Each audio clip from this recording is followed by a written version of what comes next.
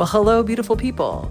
Thank you for tuning in to another episode of Dating and Bright, the podcast. We are not affiliated or endorsed by Brightline Eating, and all content presented in this podcast represents our personal opinions and does not represent medical, nutritional, or psychological professional advice. What are we talking about? Good? No, you have something in your teeth right there? No, Mhm. other side? No, it's in between the... Yep. Still there. And we keep flossers on the table with people. We're recording, you know. I know. Nope, still there. What the heck? Looks like cinnamon. Nope, it's gone now. Yep. Beautiful. Okay.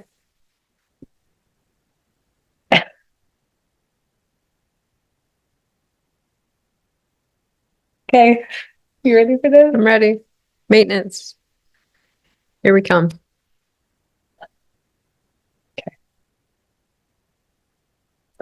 Well, hello, beautiful people, and welcome to another episode of Dating and Bright, episode 5. I don't know what we're going to do when we're going to get past 10. Actually, 9.5. You'll find out in episode 9 or 10 what that means. Foreshadowing.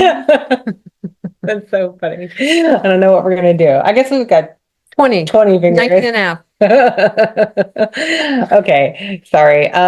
We're just being silly now, but today's episode we're going to talk about maintenance. We talked about that a little bit on the last episode when we were talking about our food, and we thought it was important because both of us are now in maintenance to talk about what that looks like for us. And I think something that I've learned over the last 6 months or so is that we just don't talk about it enough. The weight loss portion of this program gets talked about ad nauseum. I say it regularly because it does, and it feels like that's where people spend a lot of time. But the reality is that it's not where people spend a lot of time. It only took me a little over a year to lose my weight. Same for you. Took me just under a year. Yeah, just under a year. So even now, the majority of your time in the program has been spent in maintenance. I'm not there yet. I haven't flipped over that medium point yet. I can't believe I'm coming up on 2 years. Yeah, in maintenance. 130-pound weight loss. Yeah, in maintenance. So I think that's kind of where we start. Let's talk time. Let's let you talk through timeline about when you started, when you went into maintenance, and then start talking about food ads and what that looks like and that sort of thing. And yeah, let's see. I started November 4th of 2021, and on Halloween, I declared maintenance in 2022. And it was significant because I had a lot of trauma associated with Halloween, and I wanted to change it around and make it something I looked forward to instead of something that I dreaded. And I declared maintenance on Halloween, and it was when I made my first ad, because that's the dance. The dance, weight loss is easy. I mean, it's simple. It's not easy, but it's simple. Here's the plan. Here's what you eat. You eat this until you lose your weight, and then you enter maintenance. And maintenance it's a dance. Mhm. And sometimes it's a waltz, and sometimes it's a slam dance, because it's a lot. A slam dance, guys. But I had a great maintenance guide. I love my maintenance guide. And when I made my first ad, which I was self-led in all my ads, and I have a significant number of ads. I don't think I talked about what that means. Okay, well, I'll back up because I want to clarify. So just for people outside the program that may not know, when you go into maintenance, there's actually a table, there's a chart that has ads on it and a lot of people who are very regimented in their program add based on the chart. They add, and it's literally here's the first ad, here's the second ad, here's the third ad. So, and on and on and on. And there are people who do it another way. There are many ways, but the way that Patty does it, it's a little bit different. So because the reason we do it, I mean, when you're in weight loss, you're eating in a calorie deficit, and that's how you lose weight. You take in less calories than you expend. And when you start to get to maintenance, you want to find that balance of food where you're eating the exact right amount of food to maintain the weight that you have established, have achieved. And so you start adding food back when you get hungry, or when you're near your maintenance, when you're near your maintenance range, you start adding back one food at a time. You add a food, you see how that food goes. If you gain weight, let's just say these are all foods that are what we call compliant foods, like part of the program. So we're not adding back sugar and flour. That No. never comes back in the program. These are just more of the foods, and Right, maybe foods. at different times. And it's not anything new. Like there's no new component in maintenance. It's all stuff that has been established throughout weight loss. It's just in weight loss. And I guess we could maybe just say that out loud, what the components are of weight loss so people can understand that. Sure. Is that too much? No, I mean, Yeah. it's you go through it specifically and say breakfast is. Yeah, sure. Let's do that. Cause I just think, it's all in the book. So we're not sharing information that's like proprietary at all. Right. So, and I think this is important because when we start talking about our ads and what our ads are, it's like, we're not experiencing new food that we weren't experiencing through weight loss. So during weight loss, and the reason why it's set up this way, there are very specific reasons, is that you do a more, carb heavy breakfast. So we do a grain at breakfast, which is the only grain you get during weight loss. You do a fruit at breakfast and a protein at breakfast. So that is breakfast when you're in weight loss. Now, when you go to lunch, You get a protein. yeah, You get a fruit. Yeah, you get a fruit, you get a protein, you get a fruit, you get a fat, which you didn't get at breakfast, and then you get 6 ounces of vegetables. But like we talked about last time, some people split their vegetables evenly. Right, So vegetables is 6 for lunch and 14 for dinner. That's the regimented right. one.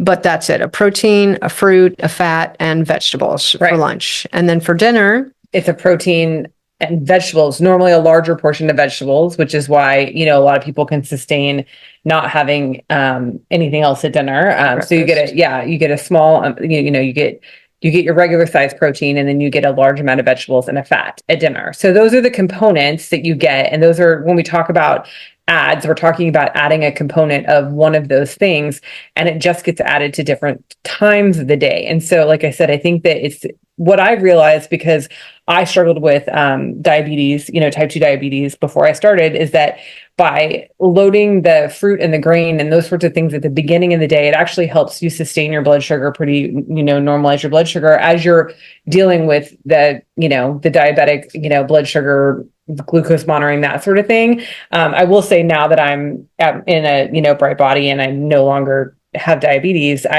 I can have carbs at different times of the day, and it doesn't disrupt my blood sugar the way it did when I was diabetic. So, but I just think there's significant to that. And Bonnie talked about it on the Brightline podcast, is when you do the carbs at the beginning of the day, it actually gives your body a time of pancreatic rest. So it rests your pancreas a little bit longer because you got your carb heavy earlier in the day. earlier in the day, So it's kind of like a fast, like almost like a carb fast that you do later in the day. front load. So you front load your carbs. So. And there's the grain controversy. People are hesitant to add a grain to lunch or a grain to dinner, even though that's one of the first ads, first 3 or 4 ads on the maintenance table.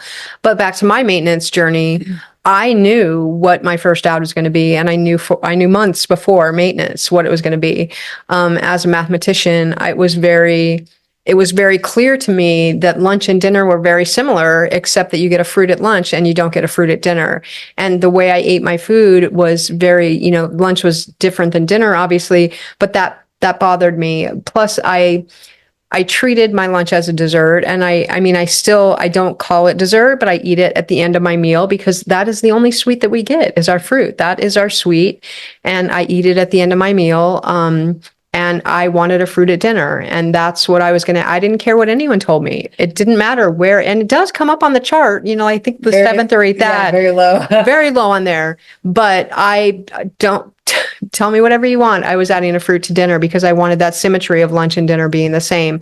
And throughout my maintenance journey, when I would add something different to lunch or dinner, I always had that dissonance, that lunch was not the same as dinner, that the components were different. And then the next ad, you don't care, the breakfast is different. I don't, because breakfast is very different, and that's the no vegetables. And that's one line that I will take, even though I love vegetables now. And I started on the last episode, I talked about not being able to eat them and starting at 6 and 6. With all my ads, now I eat 20 and 20. Okay, 10 and 10 is where you're supposed to be. Well, that's weight loss. That's weight loss. And I've doubled that. And now I eat 20 ounces of vegetables at lunch and 20 ounces of vegetables at dinner. And some people eat vegetables for breakfast. Absolutely not. I'm not eating vegetables at breakfast, and I've never crossed that line. Breakfast is separate. it's breaking your fast. It's just completely different. And while I did add a fat to breakfast for a while and I took it out, and that's the dance we talk about. You add something to maintenance, you take it out, you find the optimum food for your body to sustain it and maintain it. That's maintenance. Yeah. So yeah, that was my first ad. Well, so I think I know the answer to this question, but I'm going to ask it anyway. You didn't add any food until October 31st. You know, I didn't really, but I kind of did. Wait. Explain. Because when I heard somebody on a call that was struggling with vegetables and they said, "Oh, you can start at 6 and 6." Oh, I did start but at 6 and 6. you were at 20 ounces of vegetables a day. I was, but I made that last ad. Like I started at 6 and 6, and then after a month or 2 months, I went to 7 and 7, and then I went to 8 and 8, and then I went to 9, and I was at 9 and 9 for a very long time. Right. And I think I hit 10 and 10, like maybe in October, early October before maintenance, because I knew that I couldn't start maintenance without having a complete weight loss plan. Like I can't talk about adding a fruit at dinner if I'm not eating the full weight loss plan. Yeah. And I enjoyed 9 and 9 for a very long time. And I celebrated when I went to 10 and 10. And I had a coaching call or accountability call with Lynn Colston, a beloved coach. And I told her that, you know, I just made and I said my first ad going to 10 and 10. She's like, well, that's not considered an ad. It's not, but it was. I was adding food and I was upping my food through that. And I was so happy when I made it to 10 and 10. I'm like, oh, I will never have to think about adding vegetables again. That's it. I'm at 10 and 10 and I will never add any more vegetables. And now I eat 20 and 20. And I didn't go up an ounce and an ounce. I went to. When you hit the table, they can hear. Oh, they can hear it. When I went up to 12 and 12 and then 14 and 14 and 16 and 16 and so forth. But yeah, now I'm at 20 and 20. So, but yeah, so I felt like I was adding, but even though I was just getting But you weren't ever in anything other than regular weight loss. And you obviously, because we've talked about it, she started below the amount of vegetables that most people start with in regular weight loss. Because for me, I started regular weight loss, I by to the T, to the letter, I did 6 ounces at lunch, 14 ounces at dinner, because I like to do. She still was doing that last month. I like to do 7 ounces of cooked veg and 7-ounce salad. Like every night, I love having a salad every night, and I eat it at the end of my dinner. I know, which is so funny because some people are like, sorry, Patty's just like beating up the equipment today. Sorry, Clay.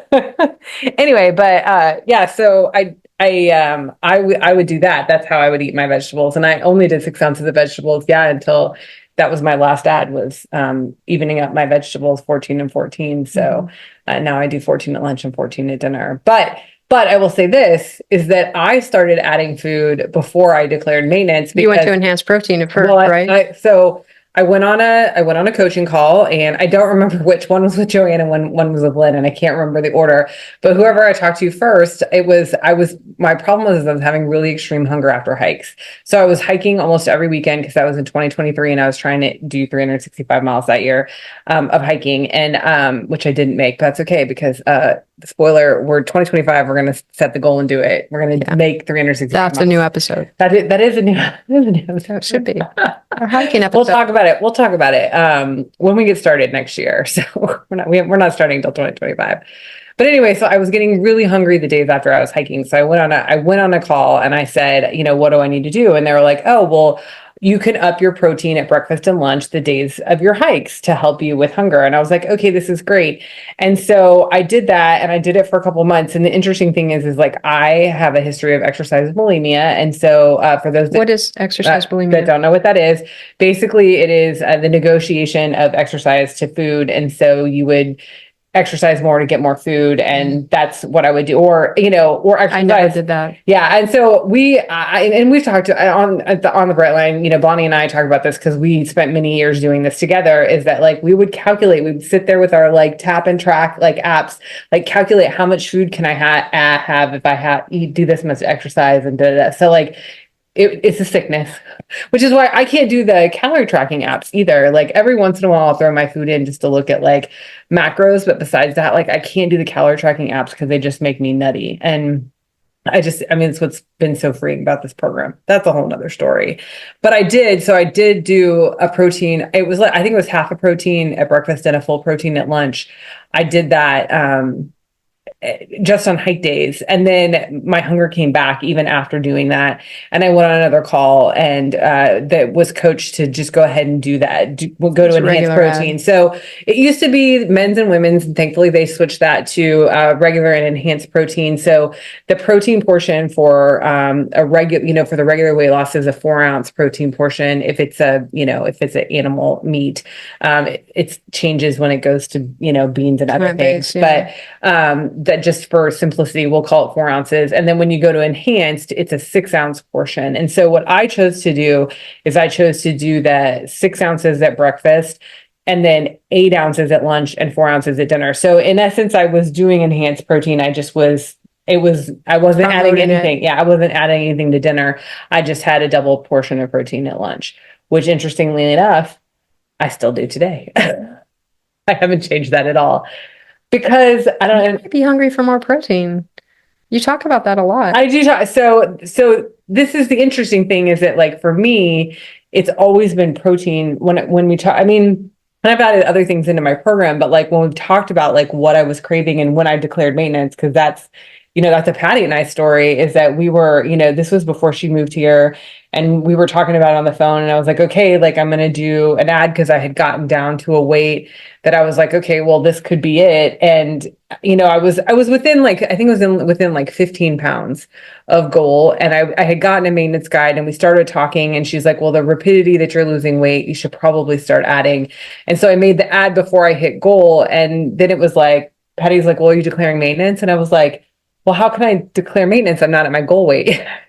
And the funny thing is like, I'm still there. Like I've never gotten down to what I considered my quote unquote goal weight because I don't feel like I need to now. And that's just, my personal feelings about my body and where I live, as far as what my weight is and my hunger, which is the other thing that really has driven my maintenance ads is that I've always just relied on my hunger cues. It's like when I get hungry, I don't feel like living in hunger is sustainable. And so I just choose, I've chosen to add food. And I also have quite a few ads and I've done them differently than you because Patty's very symmetrical in the way she eats and I'm very not. Like my breakfast is huge when you look at like all my ads. Like I have a lot of, I still feel like my breakfast is bigger than yours.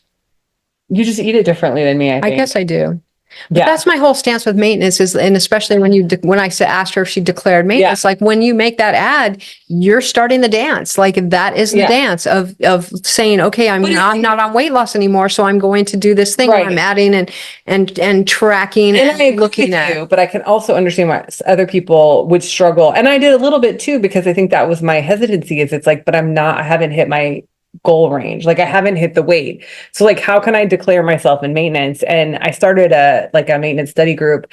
And there's the women that are in it, like it's the common theme. It's like, if I'm not in my goal range, if I haven't hit my goal weight, like how can I consider myself in maintenance? But the reality is that the mental shift is the most important thing, which is why I agreed with you and why I did declare maintenance when I declared it in February. 22nd? 21st. 21st. Yeah. I declared maintenance then because this is what my program is going to be forever now. It is now going to be the maintenance dance and it's not going to be stagnant because it will change as activity levels rise and fall, because that's the thing that I've realized is that I need food based on the level of activity that I'm doing. And that I know there's lots of people, I've heard from lots of people that they do, more food in the summertime when they're more active and less food in the winter when they're more sedentary. And it's like, that's just life. And it seems so healthy, but so abnormal when you have been in this weight loss mindset forever.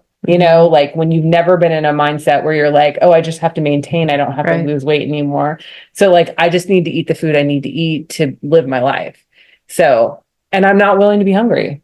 And that's where I've taken my maintenance cues from is hunger and and it's very hard because I've never listened to my hunger cues before in my life. I never thought, oh, I'm full, I better stop eating, or I'm hungry. I was never hungry before. Let's face it. I woke up and started eating and continued to eat all day long until I fell into bed just full. I was full all the time. And maybe that was my cue. If I wasn't full, I'm not full, I better eat more food to fill up. And so to change from that to oh, I might be hungry. I might be hungry after I ate all the food I'm supposed to eat at breakfast or at lunch and dinner.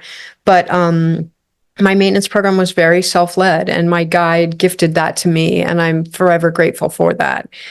Because I started a body journal, and I journaled my body cues 9 times a day, before every meal, after every meal, and 2 hours after every meal, just to cue into my hunger, to listen to my body. And so everybody understands that, like, what kinds of things did you write when you wrote in your journal? when I wrote my journal, I wrote things like, okay, before a meal, I would look at how much saliva was in my mouth. Was my mouth dry? Was it wet? Because having saliva in your mouth is a symptom or an indication of hunger, that you're hungry and you're ready to digest, because the first step of digestion is in your mouth.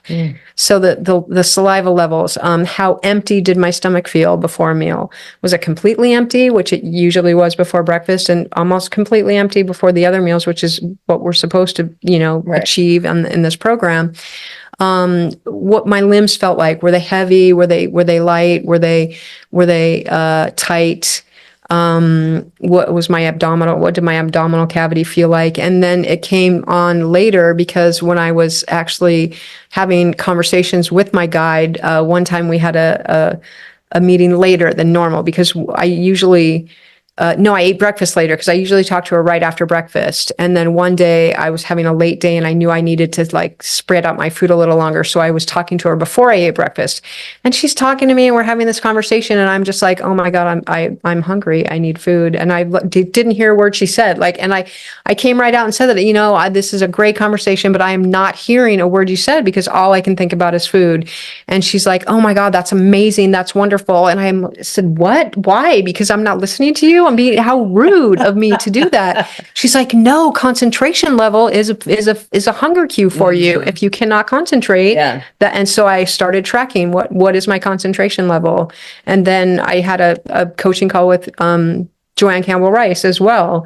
And she said, some people can never rely on their hunger cues, because we've abused that so much in our body. She's like, what is your energy level? So then I started tracking my energy level as well at every check. And I did that body journal for over a year, until I went on my road trip. And then I really didn't do it, because usually after the meals I was driving, and it just didn't make sense. But now I just listen to my cues, and I pretty much am set in my maintenance. So, but it could change, and it will change.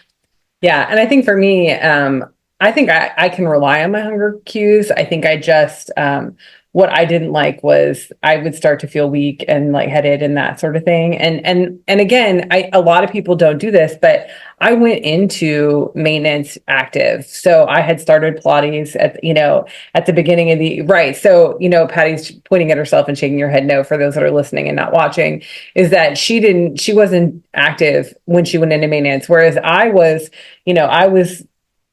pretty much I think I was up to 2 or 3 classes a week of Pilates at that point, when I went into maintenance. And so it was like, I needed more food, because my body, I couldn't sustain the level of activity I wanted to do. Because that's the other thing, is like, I was no longer exercising to lose weight. So like that, I totally taken that out of the equation. Like, you were exercising for mental health. And for longevity, and to feel good and to feel strong, develop muscles. You're so excited about your muscles. I'm very excited about my muscles. But so I just needed more food for that. Like, it wasn't going to be sustainable unless I added more food. So, and that's one of the things about BLE, is that when I read that you don't need to exercise to lose weight. That was revolutionary.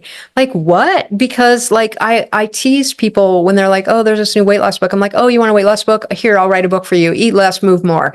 Like, that was it, and to hear that but that's what you were always told. That's what you were always told. So, and that's the really, and for those that aren't in the program and don't know, it's like, that's the really amazing thing, is that I did hike on the weekends during weight loss. It's not like I didn't do any movement, but I was not doing any kind of cardio, like mega cardio or anything like that. Like I had in the past, I used to do triathlons, you guys. Like, I used to train 2-a-days, work out with a trainer, do all this stuff. And I still could never get under 200 pounds, like never, ever. In my best shape doing an Olympic distance triathlon, I was still over 200 pounds, because it's about what the food you put in your mouth. And I didn't want to admit that. And I wanted to negotiate my way out of that. And this is, how BLE has been freeing. But And I did nothing. I was sedentary my entire weight loss journey and well into maintenance too, because she doesn't recommend starting an exercise regimen when you're doing maintenance, because you don't want to throw that in the mix when you're Right. trying to figure out how much food your body needs Oh, to yeah. up your exercise, And I which had a- requires more Yeah. food. And I had a maintenance guy that So- was like, you're making it hard on yourself, Megan,